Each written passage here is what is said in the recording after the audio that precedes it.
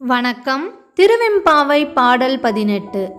அண்ணாமலையான் அடிக்கமலஞ் சென்றிறைஞ்சும் விண்ணோர் முடியின் மணித்தொகை வீற்றார் போல் கண்ணார் இரவி கதிர்வந்து கார்கரப்ப தன்னார் ஒளிமலிங்கித் தாரகைகள் தாமகல பெண்ணாகி ஆணாய் அழியாய் பிறங்கொழி சேர் விண்ணாகி மண்ணாகி இத்தனையும் வேறாகி கண்ணார் அமுதமாய் நின்றான் கழல் பாடி பெண்ணே இப்பூம்புணல் பாய்ந்தாடேலோர் எம்பாவாய்.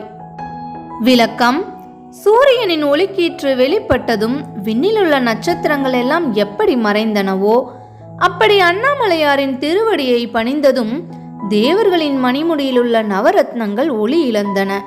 பெண்ணாகவும் ஆணாகவும் அழியாகவும் என முப்பிரிவாகவும் திகழும் அவர் வானமாகவும் பூமியாகவும் இவை அல்லாத பிற உலகங்களாகவும் திகழ்கிறார்.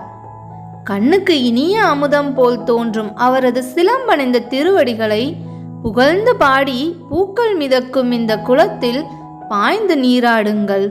இவ்வாறு மாணிக்கவாசகர் திருவெம்பாவை பாடல் 18 சிலம்பணிந்த கால்களை உடைய சிவபெருமானின் திருவடிகளை புகழ்ந்து பாடி பணிய வேண்டும் என்ற விளக்கத்தை இப்பாடலில் எடுத்துரைக்கிறார்.